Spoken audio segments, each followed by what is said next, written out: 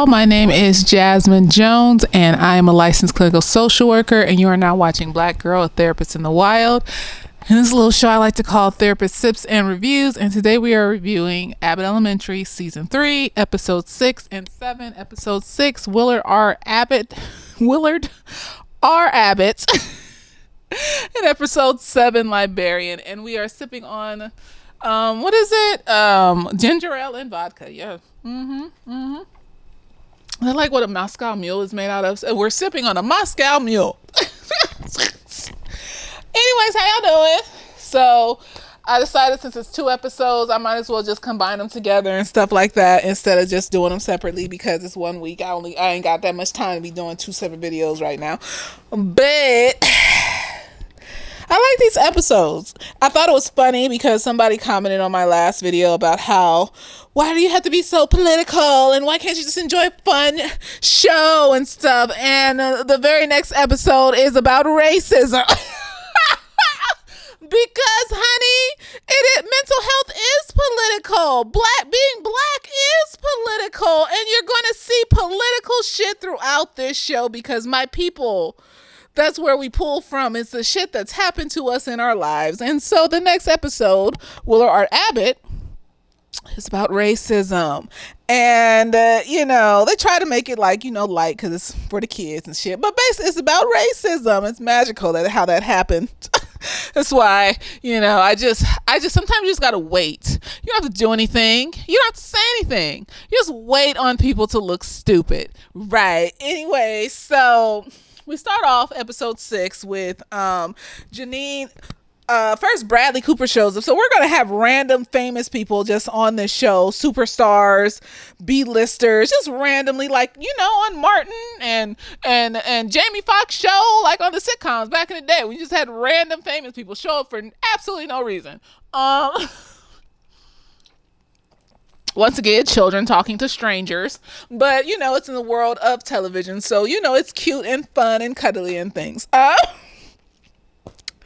Anyways, he shows up to the class. They get autographs and crack a little joke, little start off with a little laughs in the beginning of the show. And then basically Janine is trying to get the school made into a historical landmark.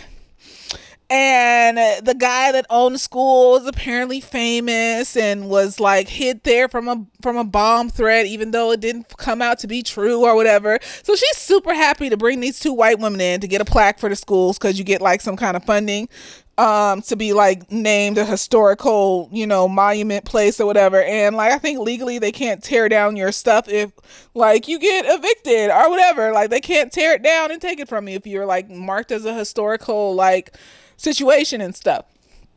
So anyway, she has these 2 white women to come in, and basically what comes to find out that the nigga that the school is named after was a whole racist. And I was waiting for it. I felt it. I was in my spirit. I was like, was this nigga racist? This was gonna happen. So he gets called out at the little party that they're having to congratulate themselves for being, named an historical monument. And so there's this fake Black Lives Matter group there. And he's like, Willard R Abbott was a racist. And they were just like, what do you mean?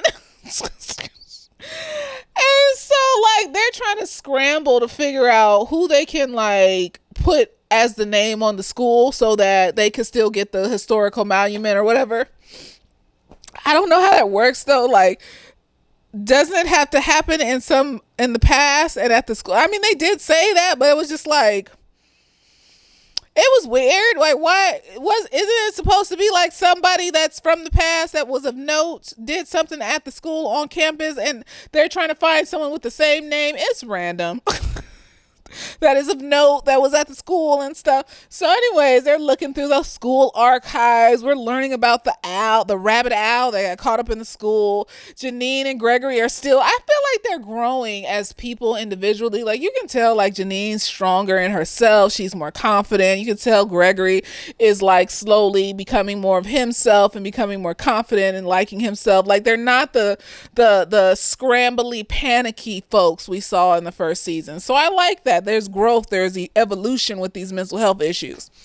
And so Jacob leaves them in the room by themselves and they're talking and chit chatting and they're still on this friendship tip, but you can see how any little movement can turn this into a whole other thing. I just, but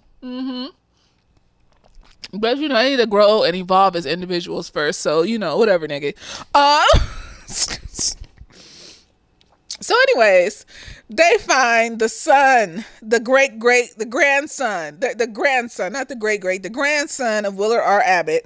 His name is Willie. And they bring him up to the school and they say they're going to name the school after him. And I'm just like, I guess, because he's a philanthropist or whatever, so you can still apply the historical monument because he's I don't know. I was kind of confused about the historical monument type shit. I think they just needed a story. But anyways, so he gets up there. This Willie gets up there, and he's just like, and racism is wrong, and da-da-da's wrong, and ba-da-da-da. And then I'm Barbara and Melissa in this fucking story because they're just observing. They don't give a fuck. Like, this is stupid. And I felt it with my whole soul, and Barbara and Melissa was just like, we don't care. What is it supposed to do? Like, I felt it in my spirit. I was just like, right, like, what the fuck is, what? Historic, I mean, I guess you get some funding, that's good. I mean, maybe, but Janine, and they were just like looking at Janine, she's just super happy about this and excited and exuberant and everything, and they're just like, we're happy that you're happy, honey. Like, what, they're not gonna lie. Like, that's the type of shit I say when people that I care about ask me how something looks on them and it looks ugly. I just be like, do you like it? My future husband's gonna hate me. He'll be like, well, how does Ty look? And I'll just looking at him and be like, do you like it? That's all that matters, is that you like it, honey. Like, why are you asking me? But then let me like some shit that nigga got on. Like, oh my gosh, you look good. You look fine. Just putting extras on it and shit. So they're gonna automatically know that I don't like that shit. You know. They're like, we're happy because you're happy. We're happy because of your happiness. And she just is like, and she kept asking Barbara, and Barbara's just like, they're like, why do you keep asking me? Duh. And then Janine is like, well, tell me, what do you think? What do you think? And but Janine, you already knew Barbara didn't give a fuck. You wanted her to give a fuck just because you asked. Like, girl, shut up. So anyways, Willie gets up there and he's going good for a few seconds, and then he starts talking about from edge of the earth to edge of the earth, and then come to find out he's a flat earther. And I mean that's not as bad as racism. Like, he just got some delusions that he full-heartedly believes in, because there's enough evidence to say the earth is round, y'all. Don't come on have these flat earth motherfuckers on here. No, because there's enough evidence to say that the earth is round, honey. When we in the airplane, you can see the curve of the earth from the airplane. Is the windows on the airplane fake too?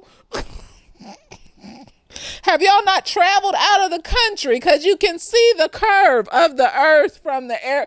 Let me shut up. So they just like, oh no, he's a flat earther. And so finally Melissa and, they get their plaque taken away or whatever. And Janine's just heartbroken because she's the go get it, person. And I'm glad that she's putting that anxiety to good use. Anxiety, when you encapsulate it and use it as a superpower, you get shit done because it makes you frantic, it makes you hyper focused, and it makes you do things quickly. And so that's what she's applying this to. It's like she's taking control of her anxiety and using it for the greater good by planning these programs and helping the school district and helping her school. So I think it's really cool. But Melissa and Barbara was just looking at her like, girl, why is this such a big deal to you? It's not that serious. Like, we love our school. What do you love about our school? And then she lists off all the great things about the school, and they're just like, well, that's all that matters. So basically, Janine, just like it's like the anxiety's still there. She's applying it to something else, the school, but she's projecting. Janine needs outward validation to feel like somebody because of her anxiety, and because, like, her mom emotionally abused her and probably still continues to ask for shit when she doesn't know. So she needs outward validation to, feel good about herself. So basically she's just like, thinking that she's connected emotionally to the school. So now she feels like the school needs outward validation in order for people to recognize it and for it to be great and all this other stuff. And Barbara and Melissa are just looking at her like, girl, it's not that serious. Like, we love our school. That's all that matters. So loving yourself is all that matters. And so she learned this, and I'm just like, so we're not doing therapy, I guess, because that would quicken up this whole rigmarole of issues that these people have. So I'm thinking that they're just not introducing therapy for these folks because, you know, like, they would heal quickly and then we wouldn't have a show with these hijinks and random things that happen. That's the logic that I went with anyways. So anyways, Janine remembers that the stuff that she was looking for in the archives, and she takes Jacob and Gregory back down to the archives, and she's like, look, the first black teachers from these school, we overlooked it. And so she puts that up on the wall, and, you know, she gives a little speech to the kids and the teachers about the first black teachers of school. I feel like that should make it a historical monument, like, you know, but whatever, nigga. They should get a plaque for that, but, you know, whatever, nigga. That should be enough. What? Yes, it should. So, like, that was the end of the episode. And I just feel like, low-key, like, y'all need to, like, include Mr. Johnson and shit, because, like, it seems like he's got some stuff building up emotionally because y'all is excluding him in conversations and in your outside dealings in the outside world when y'all hanging out with each other. And he literally wants to hang out with y'all, and y'all just acting like he's just the invisible nigga around the school. Like, I don't like how they treat Mr. Johnson. Now, it could be that, you know, low-key, when they leave a character out, you know, the character, like, in the show, they leave him out for whatever reason. It could be that, like, the nigga's sick or something, so he can't film as much, or he's on another set doing another something in the entertainment industry, so he has to split his time between the show and something else. So I'm not gonna rule that out. Maybe that's why they're leaving him out of things. I hope he's not sick. I hope that that's not the issue, because God bless, that's horrible. But I hope there's a reason why they're just, like, not including him, because he's crying in the corner. He's saying these little snarky comments about not being included. Like, y'all need to include him. Like, do y'all not care about his feelings? He's a human being. He's done great, amazing things in the world, and y'all should be interested in the things that he's done, but y'all treat him like some extra. But whatever, girl. The next episode, Librarian. And so we get into this episode. Cree Summers is in this, so that's cool. And so basically Janine is introducing this, like, library initiative to get a librarian in every school in the districts from the librarian graduate program at one of the schools that's nearby or whatever, one of the colleges. I didn't know that you could get a master's in being a librarian. I mean, that Dewey Decimal System is, like, intense, but I didn't know, like, you could go to school and get a master's and do it. Do they pay you, like, good money for that? Like good money, like 6 figures and shit when you get your master's? Or like maybe if it was like the archives in some museum or some shit, that's when you get the 6 figures or some shit. I don't know. I'm just saying, like, I didn't know you get a master's for that. That's interesting. I'm gonna look it up. How much does a master's degree librarian make? I want to know. No, because if we're going to school and we're paying hundreds of thousands of dollars or whatever to get a master's degree in something, I want to know how much money that something makes when you graduate. Because, you know, is it like philosophy where unless you know people and stuff, it's hard to get a job? Because you don't know how many people I went to undergrad with that majored in art history. That was their only major. And then a year later after we graduated, they posted shit on Facebook about how they have to work at Starbucks. And it was sad. And I was just like, wow. God really, like, put this idea into my head to be a therapist in 9th grade, because, like, I didn't know what I wanted to do. I just knew that I didn't want to be homeless. And the health field has been somewhat working out for me. I just have to save and budget like I'm supposed to, because these white people, like I said last week, can just turn the switch off. It's horrible. And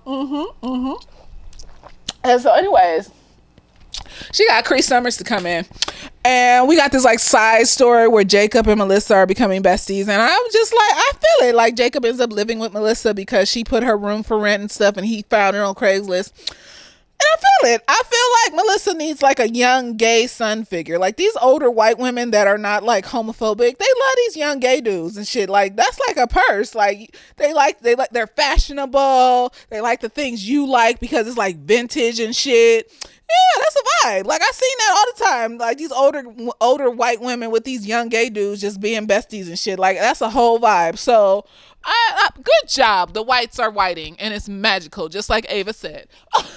Oh no, she said the only white friendship she's interested in is Ben and Jerry, but you know what I mean.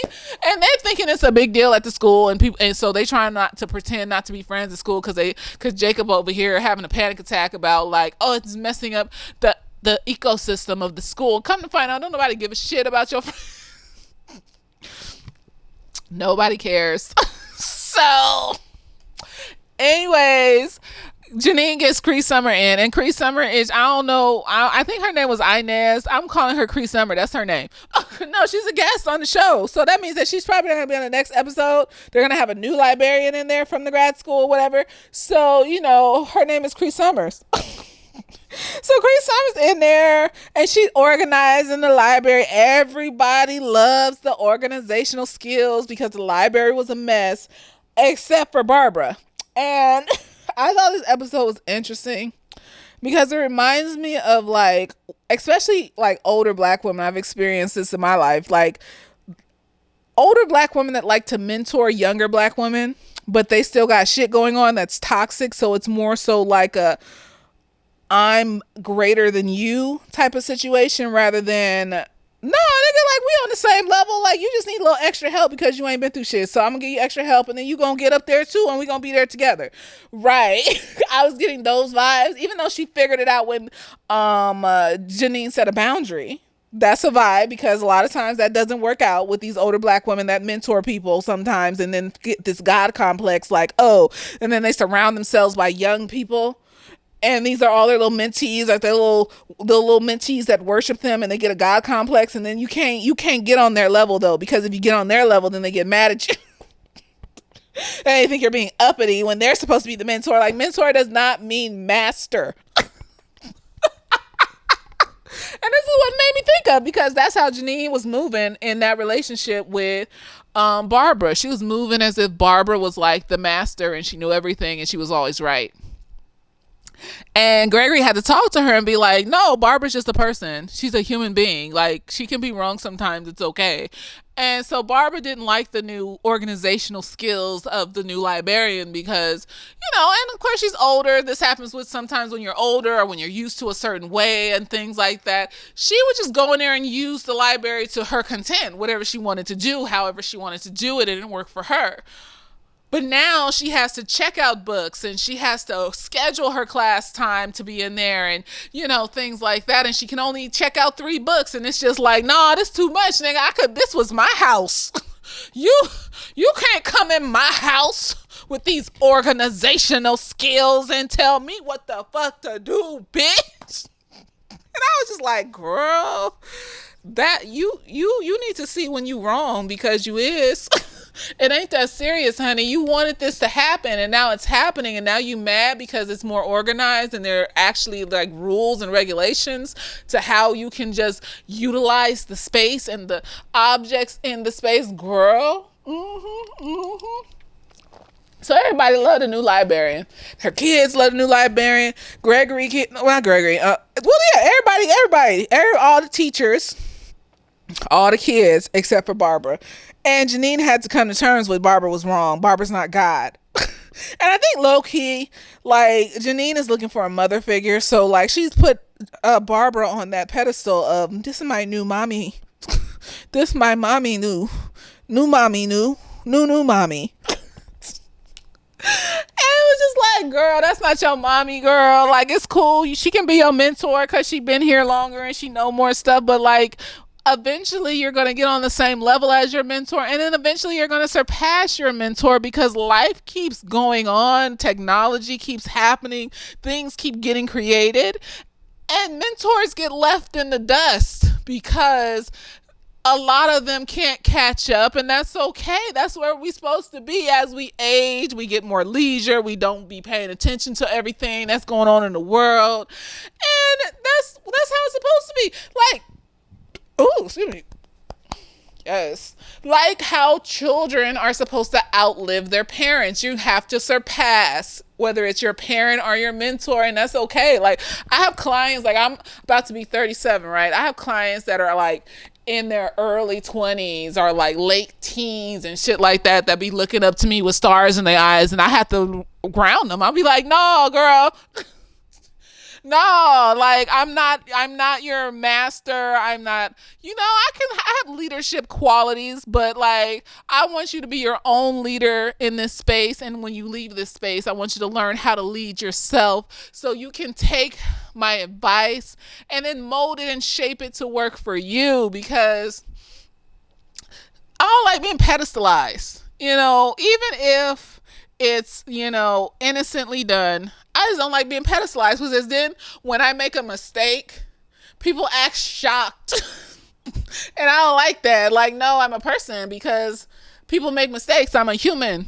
You're a human. We're both humans. And so it's okay. Like, I just been here longer and seen more stuff, but like, there's someone younger than you that's been here longer and seen more stuff too, and eventually they don't catch up to where you at too. So it's fine. Like, it's not that I don't appreciate it, but I like to like make sure that it doesn't go to a certain level that's uncomfortable, because it's like, no, don't be seeing me like I'm all this and that and perfectionism and everything. That's weird, honey. Like, we just here talking. I'm just talking to you. That's all. And so that's how I feel like that's how mentors should be. I'm just here talking to you. I'm just here vibing. Like, we vibing together. You learning shit from me. I'm low key learning shit from you too. And we vibing. And so like, that's how it should be. And I feel like when Janine set that boundary, Barbara really saw, like, yeah, I was fucking up. Yeah, you was, girl. Something to do with being told what to do. It goes back to what I was saying last week about the whole choir situation. Like, girl, you let these old bitches tell you what to do and bully you and make you feel like shit. And then you come and you take that and you put this on this little girl here. And on this other woman in the library here, because you feel like your territory is being stepped on because this is all you had control of. Because you don't feel like you have control in one certain area in your life. When in reality, that's one area when you got a husband and you be going on cruises and you be going to jazz festivals and you be doing hella shit. But we always got to remain focused on the one nigga in the room that don't like us. Like, fuck them niggas. Cause no, then it makes you a fucked up person. Like no, like, I'm glad that she got it, but she be having these moments where she just be like, just fucked up to people, and I just be like, girl, it's okay. Like, if you can't stand up to them church hoes, that's fine, okay? But don't bring that shit over here. Don't bring that shit over here, honey, because I will cuss you the fuck out, and then I'll ask you what the problem is. Because first you're going to trigger me and I'm going to have to say some shit like, what? Who the fuck you think you're talking to? What is the problem? No. What is the problem? Because it's not me, because I'm minding my business, honey. I am. What is the problem? So she's getting triggered in these situations because they're reminding her of situations where she hasn't felt in power. And so she lashes out and acts fucking weird and has temper tantrums and shit because she's still emotionally a child. But, we're not sending any of these people to therapy just so that we can, like, extend the plot and keep the seasons going. They have to have issues in order for it to be a good show. I mean, I get it. It's television. It's not real life. But in real life, y'all niggas go to therapy, please. Especially older black women, I just feel like, our toxicity looks like when we get really bad because of the traumas we've experienced. Our toxicity looks like not trusting anybody and misconstruing a lot of signals we're receiving from people as if they're against us when that's not happening. Cause them niggas made me feel like shit my whole life. Every nigga I dated made me feel like shit my whole life. So every motherfucker must be against me. So one little thing that you do or say, and I have come to terms that I may be neurodivergent and shit. So I don't be paying attention like I should be to stuff. I just be saying what pops up in my head. And I didn't know it was offensive until somebody, and sometimes it don't even be offensive. They just take it as offensive. And I'm just like, you got an attitude now? You're mad now? What? How did the track skipped? Wait, back up. What's going on? And I notice it a lot in older black women. I just be like, and I look childlike in the face, so they expect me to be like the mentee, like the cower, and I'm not. I'm going to treat you the same way you treat me, honey. Like, I show everybody respect until you give me a reason not to. And so I don't care how old you are, because I was raised in the 90s with a bunch of old people. Aunties, uncles in their 50s and 60s in the early 2000s, just popping off, dying one after the next, and they all were childish. So I don't care how fucking old you are, nigga. If you don't got your mental health together, nigga, you ain't gonna get this respect from me, nigga. I mean, I'm not going to be in your face about it. I may just walk away. I may not acknowledge certain things. I may not talk to you. I try not to pop off and have arguments, especially in public spaces, because one thing I hate is embarrassment, and I will not be embarrassed. But if you embarrass me, bitch, then fuck it then, shit. We both gonna be embarrassed today, bitch. That's why your daddy don't love you, ho. That's why he left you and your mama, bitch. And that's why you acting like this right now, because your daddy don't love you. Don't make me do it, because you can come for me. I've healed from my shit. But if you're coming for me for absolutely no reason, that means you ain't healed from yours, because people that have been healed to a certain extent don't give a fuck. So you can say all you want about, my mama's dead, my dad wasn't in my life, and? I'd be like, and? So it's like that weird shit. And not all black women, so let me say that, not all older black women are like that, but the ones that are really like traumatized and pick-me-ish, and the ones that got the hair trigger attitudes when you ain't even clocked doing anything wrong to them. Those ones. And those ones I say, God bless you, and please go to therapy, because I could have almost been like that. If I hadn't went to therapy, I would have been hair triggered, insecure, suspecting that everybody is against me too. I understand. But I said, you know what? I can't be putting this shit on other people. I don't think these people are actually trying to be mean to me or hurt my feelings. I think that's just because I have come from some bullshit, and maybe I need to go and work through that bullshit so that I don't be fucking up potential positive relationships that I want to have in my life. And so, not to say this is wholeheartedly who Barbara is, because she got it. First time, first conversation, first boundary set. And I think she understood how much it took for Janine to do that too, because she had to deal with Janine and her mom. And she almost paid her mom money just to get her mom to leave Janine alone. So I think she understands, how hard it was for Janine to confront her when she has so much respect for her and when she's put her on this mom pedestal. And so, I like that. I like that she understood that.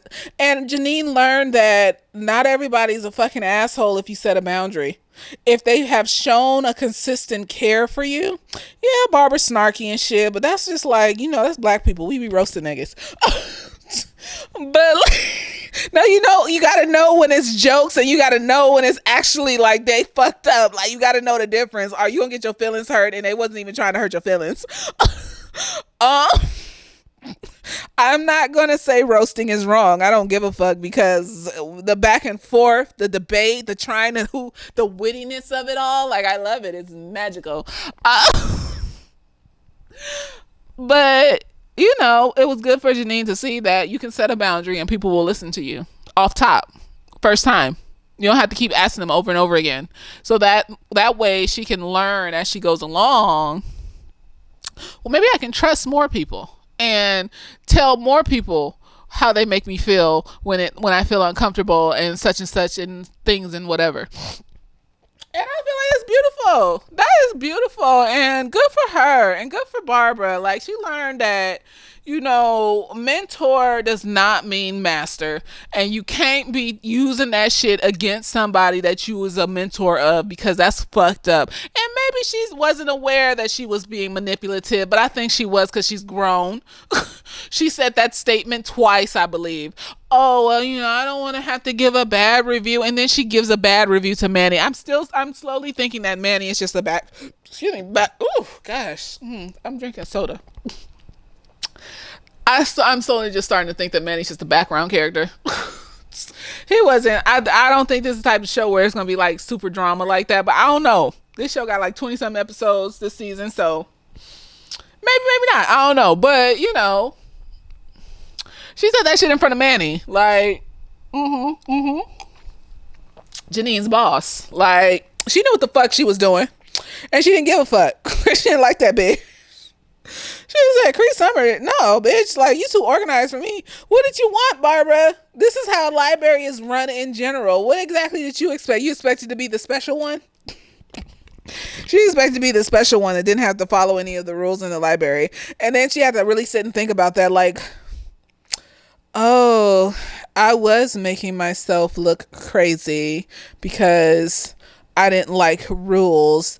Nobody was actually being mean to me and making me feel shitty. I was making myself feel shitty. I don't agree. Growth, expansion, healing. So they figured it out. Barbara did the reading at the end with Cree Summer, and she did her little Jamaican accent and shit. It was cute. And I was like, yes, bitch. And I was like, yes, bitch. Like, that's all it is. Like, just chill out. Like, that's what I mean when I say chill out. Like, people is walking around living based off of their insecurities and their traumas. They're making moves and conversations and having conversations based off of their insecurities and their traumas. And it's just like, most of that shit that you feel a heightened nervous system about is not actually happening in real life. Most of that heightened nervous system is because something in this situation, even if it's small, is reminding you of some shit you went through in the past. And that's what your heightened nervous system is responding to, a memory, not the present. And once you realize that, like, you stop and think when you get overwhelmed or upset and you ask yourself, is this about the present or is this about the past? Then you can really be like, oh no, this is because them bitches at that church make me feel like shit all the fucking time. And then I have to come to this school and this library bitch is trying to make me feel like shit. Girl, no, she's not. She's not. That was not her intent. She just had, and the way that Cree was talking to her, like she was talking to a child. She was trying to be so nice, yet still set the boundaries. She was like, well, let me just take this over here and scan it. Or, but the kids need to be separate because it is distracting. She just tried her best to keep the motherfucking attitude out her voice. She tried. And so, yeah, it was Barbara. Like, and just like as a side note, be cautious if you feel like you are putting your mentor on a pedestal, or your mentor is being manipulative or taking advantage of you because they think you're beneath them and that you should stay beneath them. Because if you're putting your mentor on a pedestal and you're not seeing them as a human being that's just here to offer some support as like a family member almost, but a little bit more professional, then, that is a disservice to your mentor who is a human being. Like, what if somebody dies in their life and shit and they drop off the face of the fucking earth and shit? You're not going to check on them? He's gonna be like, well, fuck that bitch, she left me. Like, no, like, her family member died. Like, what are you talking about? And then the mentors out there taking advantage of their mentees. Like, come on, girl. The goal is not to be in control of this child's life, of this young person's life. The goal is to help them to get to where you are and then surpass you, because you're older than them and probably gonna die first And so you want to get as many people up the ladder as possible. Yes, girl, surpass, surpass, surpass. But you so focused on being the one at the top of the ladder, the gatekeeper to all the shit, that can't nobody pass you on the ladder. Can't nobody do better than you because you the best. And these are your little minions. And that's just fucking toxic and weird.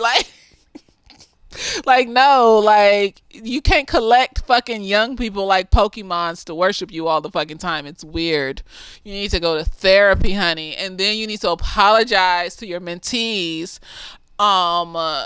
because they didn't deserve that. They came to you for support and you took advantage of them. So yeah, that's my review of these 2 episodes. They were pretty decent.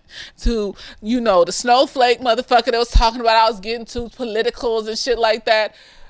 They literally talk about the school district being underfunded in every damn episode almost. They talk about racism in these fucking shows. They talk about... you know what? I just think it's funny. I think it's hilarious that the very next episode was about racism. It's magical.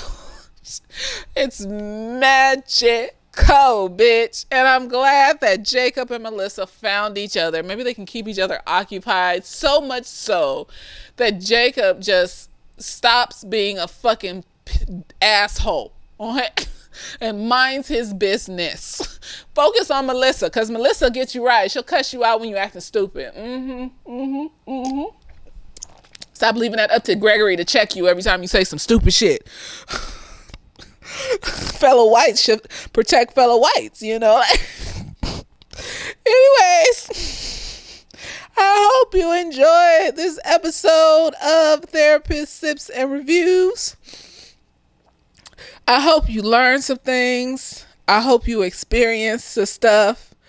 And I hope you stay tuned in for whatever other shit I be posting on here. And I hope you watch my other videos and, check out my Instagram. I keep forgetting to put that shit on these videos. But it's in the description box too. So my Instagram is in the description box if you want to check it out. It's just photography. I do self-portraits and stuff. So, if you want to see, it's cool. If not, it's cool too. It's just... This shit is just here. I'm just putting this here because I like to talk about TV shows and I like to talk about, because I'm a cinephile. Got that from my mama. And I like to break apart the different characters and their mental health shit, in a very lackadaisical and laissez-faire way. Like, it is what it is.